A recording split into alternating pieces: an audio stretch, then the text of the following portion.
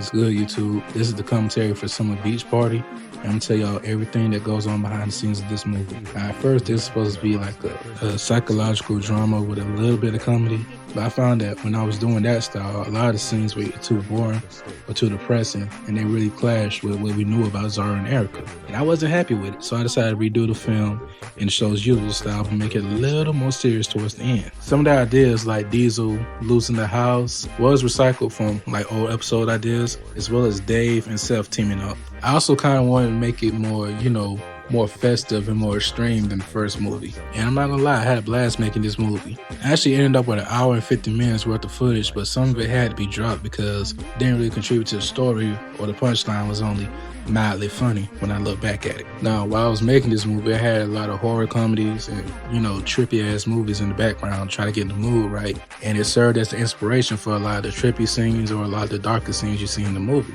A lot of the effects were done with V2 art, but we also combined it with Adobe Flash and different video editors, and I can't remember all of them right now. And even one of the visuals that Zara has is the first movie, but sped up so fast that it's only 40 seconds. And with that scene, instead of brushing it off as a joke, I really wanted to dive deep into Zara, who she is as a character, and why exactly that she does all the crazy things that she does. And I was very worried how that might come off, but from the Discord chat and what you guys been saying in the comments, it seems like, I handled that new perspective well, so I thank y'all for being supportive. There were also a lot of dropped subplots from this movie.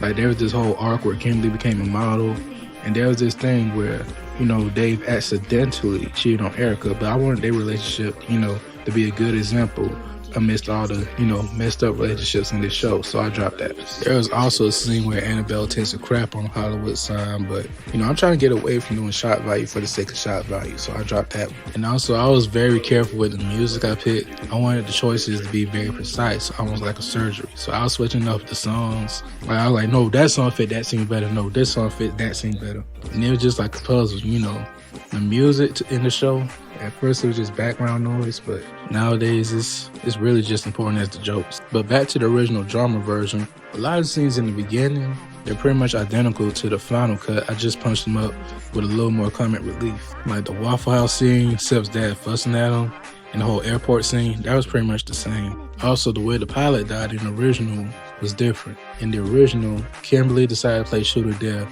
but she was so drunk she didn't know what she was doing, and she had accidentally shot the man. However, the scene came out kind of hacky, kind of corny, so I thought having a pilot be involved in the mafia and getting caught by the police would not only be funnier, but be more, action-based and keep you on the edge of your seat, basically. It's like a lot of newer comedies, they put more basis on the story or the emotions, and the jokes seem to be like an afterthought, but with this movie, I wanted to make sure it was funny as possible, or at least until Zara freaks out. Speaking of that scene, alright, she was actually supposed to shoot Erika in the shoulder, and Erika was supposed to spend like the rest of the movie in the hospital. But I thought, nah, even with Zara, whacked out like that, she wouldn't shoot Erika. There was also another drop subplot with the witches being in trouble because they haven't killed enough people yet. I thought, hold on, this is kind of way too similar to A Tale of Annabelle. I want to give this movie its own flavor. Like, if you notice, I try to pick out the colors even with the stock photos, so the colors are kind of brighter than the first movie. And the overall atmosphere,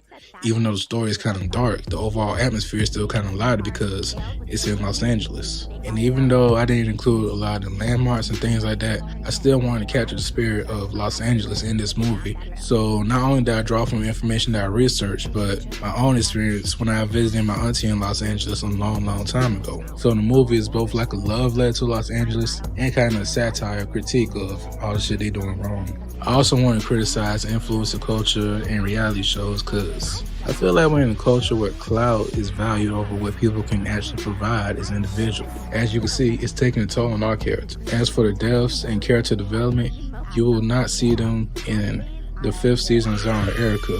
However, as the 6th season takes place, you will see the character changes, but the deaths will be reversed because I will not be killing off some of the funniest characters on the show. No way. But this concludes our little commentary on Summer Beach Party. I'd like to thank you for tuning in and stay tuned for more updates.